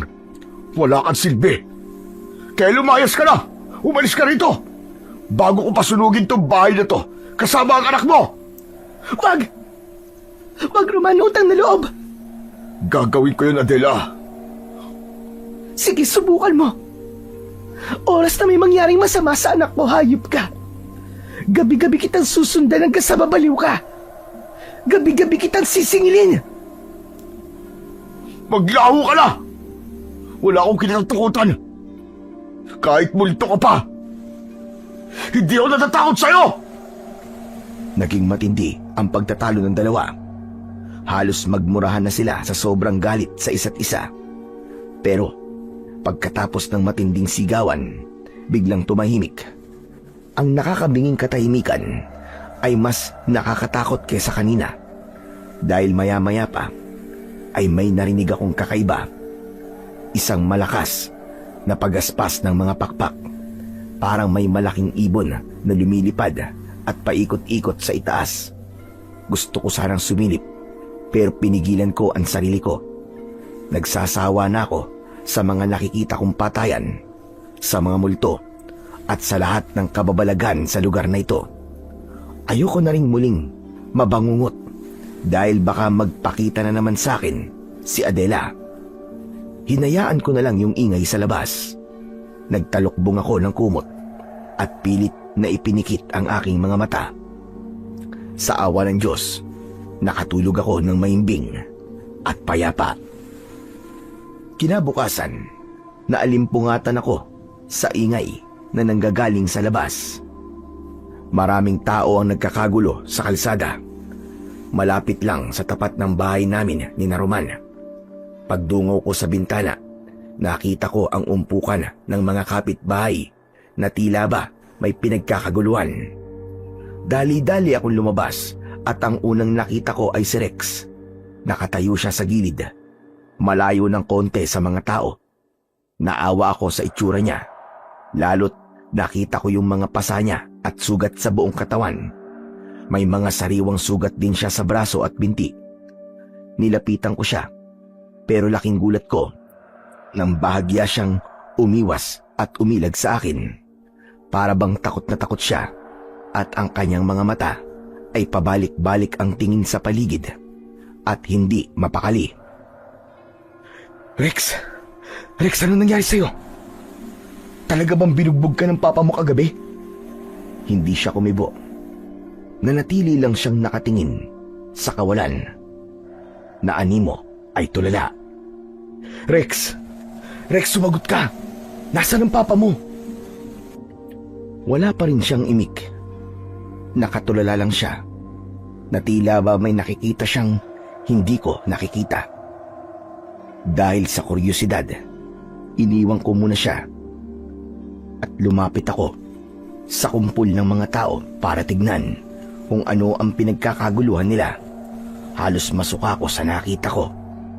Isang bangkay ng lalaki ang nakahandusay sa kalsada. Hindi na siya halos makilala dahil wasak na wasak ang mukha niya. Wakwak din ang tiyan niya at lantad na ang mga lamang loob. Ang tanging nawawala sa kanya ay ang kanyang puso. Moreno siya at halos kasing katawan ni Roman, pero iba ang suot niyang damit. Hindi yun ang suot na damit ng lalaki nang huli kaming nagkita kahapon. Sigurado ako aswang may gawa nito. Narinig ko kagabi. May malakas na tunog na para bang isang dambuhalang ibon. Paikot-ikot dito sa lugar na to. Sinasabi ko na nga ba aswang yun. Hindi nga ako nagkamali. Natulala ako ng bagya sa sinabing yun ng kapitbahay ko. May iba rin palang nakarinig nun bukod sa akin. Muli akong napatingin sa bangkay. Sinipat ko itong mabuti. Doon ako labis na kinilabutan. Bagamat kahit iba ang suot na damit ng lalaki, hindi ko makakaila na ang hubog ng katawan nito, taas maging ang kulay ng balat, ay hawig talaga kay Roman. Muli kong nilapitan si Rex. Rex, ano nangyari kagabi? Sabihin mo nga sa akin ang totoo. Si papa mo, lumabas ba siya ng bahay kagabi? Rex, sagutin mo ako. Sa pagkakataong yun, ay tumingin sa akin si Rex. Ang mga mata niya ay may luha, tapos yung bibig niya nanginginig. Sapat na yon para kumpirmahin ang hinala ko. Tumingin siya sa direksyon ng bangkay, tapos mabilis na yumuko at nanginginig na umiling. Halika na, Rex. Doon muna tayo sa bahay. Huwag mo nang tignan yan. Sumunod naman si Rex nang walang reklamo. Naglakad na kami palayo sa mga tao at sa bangkay na halos wala ng muka. Pagpasok namin sa bahay ay pinaupo ko siya sa sopa. Rex, ayos ka lang ba? Hindi po, Kuya Apollo. Natakot po ako dun sa patay. O sige, diyan ka lang ha. Ikukuha muna kita ng tubig. Habang kinukuhaan ko siya ng tubig, hindi ko mapigilang mapaisip. Hindi ko alam kung dapat ba akong matuwa o malungkot kung si Roman yung lalaking biktima. Naisip ko kasi na kung siya yung lalaki, magiging malaya na kami sa takot ni Rex. Pero alam kong mali yun. Ang maging masaya sa naging kamatayan ng iba. Hindi kabayaran ang karumal-dumal na kamatayan para sa lahat ng pinatay niya at sa paghihirap ni Adela. Naglakad na ako papunta uli kay Rex. Nakita ko siyang nakaupo, yakap-yakap ang sarili niyang mga binti. O heto Rexo, itong tubig, uminom ka na muna. Salamat po, Kuya Apollo. Samantala, makalipas ang ilang oras, ay walang nabalita sa baryo namin kung sino nga ang lalaking yun. Wala din kasing nag-claim na kamag-anak. Kaya naman, mas lalong lumakas ang hinala ko kung sino ang lalaking yun. Subalit nang sumapit na ang gabi, muli ko na namang narinig ang malalakas na sigawan ng kapitbahay namin. Nag-aaway na naman sila. Ang pinagtataka ko lang, bakit ako lang palagi ang nakakarinig? Pero ang mga kapitbahay ko ay hindi. Wala silang napag-uusapan tungkol sa away ng mag-asawa. Huwag mo akong sisisihin kung bakit ganyan ang buhay mo. Ang kapal ng mukha mo. Ikaw ang may kasalanan. Ikaw ang may kasalanan, Roman. Naniningil lang sila. Ano ba, Adela? Manahimik ka na. Bakit ba ayaw mo mabulok sa lupa? Akala mo ba matatapos ang lahat sa pagbaon mo sa akin? Hindi lang akong pinatay mo. Hindi lang ako nilapastangan mong hayop ka. Pakinggan mo sila, Roman. Lahat ng mga kaluluwang sumisigaw sa ilalim ng lupa. Tumahimik ka. Layuan mo ako. Rex! Rex! Tulungan mo si Papa, Rex! Wala dito si Rex. Na kay Apollo na ang bata. Ngayon, wala nang hahadlang sa amin para tapusin ka. May mga narinig akong mga kalabog ng gamit na nababasag. Hindi. Hindi maaari. Parang awa mo na, Adela. Mahal kita. Mahal na mahal kita, Adela. Mahal mo din ako, di ba? Mahal, pinatay mo ako, Roman. Ngayon, ipaparanas ko sa iyo lahat ng ginawa mo. Pagkatapos nun, ay may mahabang katahimikan. Biglang may kaluskos sa labas. Napayakap ako kay Rex na mahimbing na natutulog sa tabi ko. Ilang sandali pa, yung kaluskos ay biglang naging ungol. Mabilis akong bumaba ng kama at muling sumilip. Nakita ko si Roman at Adela. Kinusot-kusot ko ang aking mga mata para malaman kung namamalikmata lang ba ako o nananaginip. Pero sa pagkakataong yun, totoo ang mga nakikita ko. May hawak na kutsilyo si Roman at nakahiga sa lupa si Adela. Kahit paulit-ulit mo akong patayin, Roman, babangon ako at babalikan kita. Mamatay ka na! Aswang ka! Mamatay ka na! Bakit pa ayaw mo mamatay? Paulit-ulit na isinaksak ni Roman ang kutsilyo. Bawat baon ay sinasabayan ng kanyang histerikong pagsigaw. Pero sa halip na dumanak ang sariwang dugo, isang itim at malapot na likido ang lumalabas mula sa sugat ni Adela. At ang mas nakakatakot, tumatawa pa si Adela habang nangyayari yun. Sige, Roman. Sige. Ubusin mo ang lakas mo. Malakas na sigaw ni Adela habang unti-unting bumabangon. Parang hindi niya ramdam yung mga saksak. Napaatras si Roman. Nabitiwan niya ang kutsilyo. Ang kanyang mga kamay ay nanginginig at puno ng malapot na itim na likido. Hindi. Huwag ka lalapit, halimaw ka. Halimaw ka! Halos matumba si Roman nang makita niyang unti-unting nagbabago ang anyo ng kanyang asawa. Kita sa mukha niya ang matinding takot. Ang mukha ni Adela ay parang naaagnas. Ang balat niya ay umitim at parang nabubulok. Ang mga mata niya ay naging purong itim. Mula sa bibig ay tumubo ang mahahabang pangil at ang mga kamay niya ay humaba ang matutulis na mga kuko.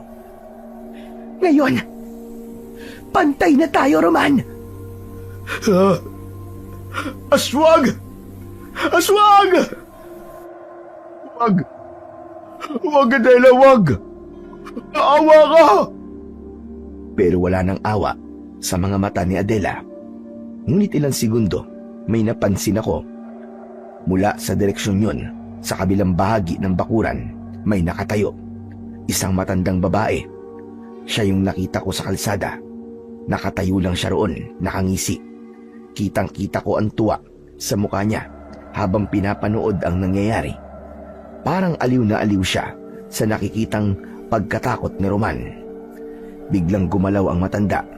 Ilang segundo pa, biglang nagbago din ang anyo niya. Mula sa likod niya ay tumubo ang isang malapad at itim na pakpak. Ikinampay niya yon. Ganun na ganun yung tunog ng narinig ko nung nakaraang gabi.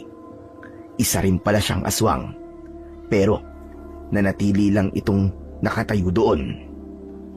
Muling bumalik ang tingin ko kina Roman at Adela. Tumakbo ng pasigsag si Roman. Napatango ako. Alam ni Roman ang sikreto kung paano makatakas sa isang amaranig. Wala kasing kakayahan ng isang amaranig na ibaluktot ang kanyang mga tuhod. Diretso lang ang kanyang mga binti. Ngunit yung inaakala kong tatakas siya ay hindi pala niya gagawin. Nakita ko ang mga kamay niya. Mahigpit ang hawak niya sa kutsilyo. Kaya sa halip na tumakas, muli siyang sumugod diretso kay Adela. Mamatay ka na! Ihahatid na kita sa impyerno! Buong lakas niyang ibinaon muli ang talim ng kutsilyo sa dibdib ni Adela. Eksakto sa kinalalagyan ng puso. Nanlaki ang mga mata ni Adela. Napahinto sa kanyang pag-atake. Isang nakakabinging katahimikan ng bumalot sa paligid. Dahan-dahang nanghina ang katawan ni Adela. Ngunit sa halip na bumagsak ang kanyang balat ay nagsimulang mangitim at mabitak.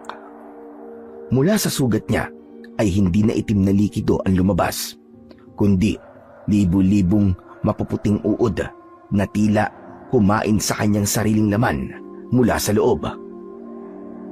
Adela, patawad. Hindi ko gusto gawin ito. Mahal kita, Adela. Sa harap ng aming mga mata, ang katawan ni Adela ay naging isang tumpok na lamang ng abo. Ang hangin ay umihip ng malakas. Tinangay ang mga abo nito hanggang sa wala nang natira. Panay ang iyak ni Roman. Doon ko napagtanto na marahil ay matagal nang alam ni Roman ang tungkol sa tunay na kalagayan ni Adela, na isa itong aswang na amaranig. Agad akong lumabas ng bahay at tinawag siya dahil alam kong may isa pang nilalang na nagmamasid sa kanya mula sa dilim. Hindi pa tapos ang gabi. Roman!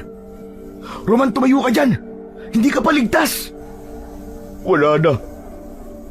Wala na si Adela. Tapos na lahat. Hindi pa, Roman. Hindi pa tapos. Bilisan mo. May isa pang aswang na naghihintay na manghina ka. Kaya't bilisan mo na. Sa gitna ng aming pag-uusap, isang malakas na kaluskos ang narinig namin mula sa bubungan ng bahay. Hindi ito tunog ng hayop. Tunog ito ng matatalas na kuko na kumakaskas sa yero. Mabagal at para bang nanunukso. Hindi maaari! Biglang bumaba mula sa bubong ang nilalang na para bang isang higanting ibon. Ngunit pagbaba nito sa lupa, bumalik ito sa anyo ng isang tao. Nanlaki ang mga mata ni Roman nang makilala ang matandang babae.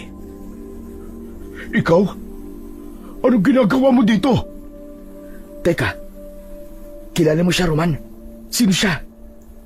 Siya si Lita, ang nanay ni Amanda. Amanda? Sino naman yun? Agad niyang sinabi sa akin na si Amanda ay ang kanyang naging kalaguyo habang nagsasama sila ni Adela, at ito rin ang dalagang unang pinaslang niya noon. Kaya ang matandang babae ay hindi lang isang aswang. Ito ay isang ina na naghihiganti. Itinaas ng matanda ang kanyang mga kamay na nanginginig sa galit. Ang kanyang anyo ay unti-unting nagbabago. Ang balat ay naging kulay itim. Ang kanyang mga kuko ay naging matalas. Punong-puno din ng pangil ang kanyang bibig. Tumubo ang malaking pakpak sa kanyang likod. Akala mo ba ay matatakasan mo ang ginawa mo kay Amanda, Roman? Nagkakamali ka! Napaatras si Roman. Ang kanyang muka ay puno ng takot na mas matindi pa kaysa nung kaharap niya ang asawang si Adela. Patawad po! Hindi ko sinasadya nangyari kay Amanda. Isang aksidente lang yun. Paano ba naman kasi nakita ko siyang nagbago ng anyo? Natakot ako, Manang Lita. Hindi ko alam na aswang siya. Aksidente! Sinungaling! Huwag mo akong lokohin! Pinatay mo si Amanda dahil takot ka. Takot kang malaman ni Adela ang tungkol sa inyo. Lalo na't nabuntis mo ang anak ko. Pinili mong patayin siya para maisalba ang malinis mong pangalan.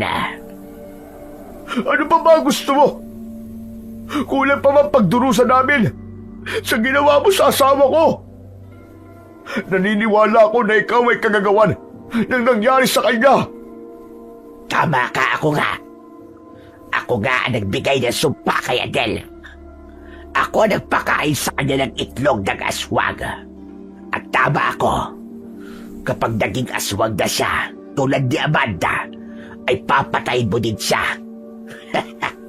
At hindi lang yun. Dahil sa pagkakapatay mo sa kanya, nang hindi niya na ililipat ang kanyang pagiging aswang. Naging amaranhig ang asawa mo. Hayop ka! Hayop ka! Mas hayop ka, Roman. Ako aswang lang ako. Pero ikaw, mas masahol ka pa sa demonyo. Gabi-gabi kitang pinapanood. Natutuwa akong makita kang paulit-ulit na pinapatay ang asawa mo. Pero muli di naman siya binubuhay gamit ang dugo ng ibang babae. Napaliw ka na, Romana. Yan ang parusa ko sa iyo. Ang mabuhay sa isang walang katapusang impyerno. Tumigil siya. Ang mga mata niya ay lalong nanlilisik sa dilim. Alam ko na bawat saksak mo kay Adela, puso mo rin ang nadudurog. Yan ang parusa mo. Ang maging isang mamamatay tao ng sarili mong pamilya. Pero ngayong abo na si Adela, wala na akong dahilan para hayaan kang mabuhay. Isasama kita sa hukay ng anak ko. Mabilis na kumilos si Lita at sa isang iglap, tumalon siya patungo kay Roman. Agad naman akong bumalik sa loob ng bahay. Taranta kong binuksan ang kabinet kung saan nakatago ang mga lumang gamit ng tita ko. Nakita ko doon ang buntot ng pagi na alam kong panlaban sa mga aswang. Agad akong lumabas para tulungan si Roman, pero nakita kong nakabaon na ang matutulis na kuko ng aswang sa balikat ni Roman. Bitiwan mo siya! Lumingon ang halimaw habang nakangisi ang pangit nitong muka. Isa ka pang pakialamero ka. Gusto mo bang bauna? Sige, subukan mo! Agad na binitiwan nito si Roman at sumugod sa akin. Iwinasiwas ko ang buntot ng pagi sa hangin. Tumama ang dulo nito sa braso ni Lita na nagdulot ng pagkapaso sa kanyang balat. Umalingaw-ngaw ang isang matinis na tini. Hayop ka! Papatayin ko kayong lahat! Dahil sa sobrang sakit, sa akin natuon ng kanyang galit. Bumelo siya. Ang kanyang mga paa ay bumabaon sa lupa habang naghahanda sa pagsugod. Hinarap ko siya. Hindi ako matras. Humigpit lalo ang hawak ko sa buntot ng pagi. Kinakabahan ako at natatakot. Pero alam kong ito lang ang tanging paraan para matapos ang sumpang ito. Sa muling pagsugod sa akin ng aswang, muli kong iwinasiwas ang buntot ng pagi at tumama ito sa dibdib at braso niya. Hanggang maya-maya pa ay namilipit na siya sa lupa. Hayop kang aswang ka! Katapusan mo na! Itinaas ko ang aking mga kamay para sa huling hagupit na tatapos sa kanya. Pero biglang bumukas ang pinto ng bahay ko. Papa! Kuya Apollo! Bakit po maingay? Natigilan kaming lahat. Lumabas si Rex. Kukurap-kurap ang mga mata niya. Napapitlag si Lita sa bata. Kahit may mga sugat sa kanyang katawan, nagawa niyang ngumiti nang nakapangingilabot. Rex! Pumasok ka sa loob ng bahay! Dalian mo! Ano po yun, Papa? Mas lalo pang lumabas ang bata. Huli na nang maintindihan ng bata ang sinabi ng kanyang papa. Nakalapit na si Lita sa kanya. Nagawa nitong mablot ang paa ng bata dahilan upang matumba si Rex. Umiyak ito. At ang mga kuko naman ng aswang ay unti-unti nang lumapit sa leeg ng bata. Kung hindi ko mapapatay ang ama, ang anak ang magbabayad. Isasama ko siya sa impyerno! Lita, wag! Wag! Pakiusap ako na lang. Wag ang anak ko. Kunin mo na ang buhay ko. Wag lang si Rex. Wala na. Huli na, Roman. Sa sandaling yun, parang bumagal ang oras. Nakita ko ang desperasyon sa muka ni Roman. Hindi niya ininda ang sugat niya. Sa isang iglap, buong puwersa siyang tumalon at niyakap ang anak. Itinalikod ang sarili kay Lita upang siya ang sumalo sa atake. Ah! Rex! Rex, tumakbo ka na! Hinawakan ni Roman ang kamay na nakabaon sa kanyang katawan. Hindi agad nahugot ni Lita ang kanyang kamay. Hanggang sa tumingin sa akin si Roman. Ngayon na, Apollo! Tapusin mo na siya! Hindi ako nagdalawang isip. Iwinasiwas ko kagad ang buntot ng pagi sa katawan ng aswang ng paulit-ulit. Isang nakakabinging tili ang pinakawalan ni Lita habang ang kanyang batok at likod ay umuusok na dahil sa tama ng aking sandata. Binitiwan siya ni Roman at unti-unti na siyang nanghina. Galit na tumingin sa akin yung aswang, pero huli na para makaganti siya.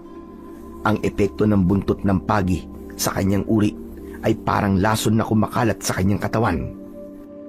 Hanggang sa unti-unting maagnas ang kanyang katawan at magliyab ito hanggang sa maging abo tulad ni Adela.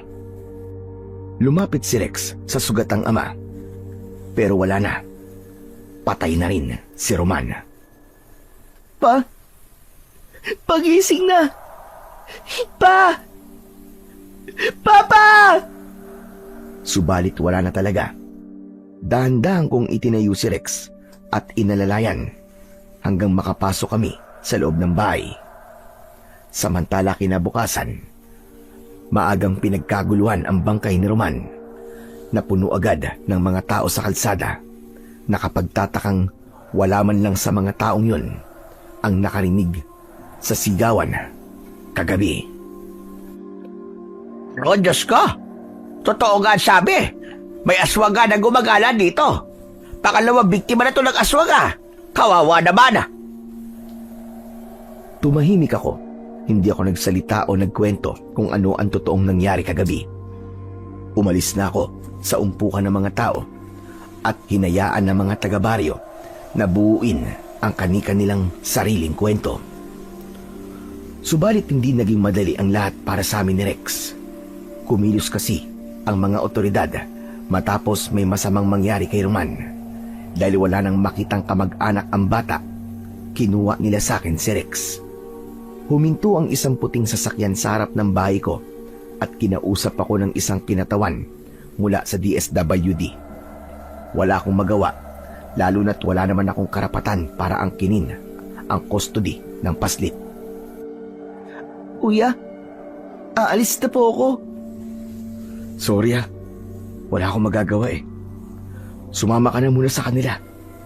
Pero nangangako ko sa'yo, gagawin ko ang lahat para mabawi ka. Ako mag-aalaga sa'yo. Salamat po, Kuya Apollo. Naniniwala po ako sa inyo. Maghihintay po ako. Hihintayin ko po kayo. Yumakap ang bata ng maigpit sa akin bago siya tuluyang isinakay sa sasakyan. Kumaway siya habang dahan-dahang lumalayo. Naiwan ako na nakatayo sa pintuan at sa pagkakataong yun, nangako ako sa sarili ko na lalabanan ko ang sakit. Magpapagaling ako para kay Rex. Balang araw, matutupad ko ang pangako ko sa kanya dahil alam ko, hihintayin niya ako. Parehas kaming magpapagaling at parehas na makakalimutan ang mga bangungot na pinagdaanan namin. Hanggang dito na lamang po ang kwento ko. Sana po ay may natutunan kayo at maraming salamat po sa inyong pakikinig.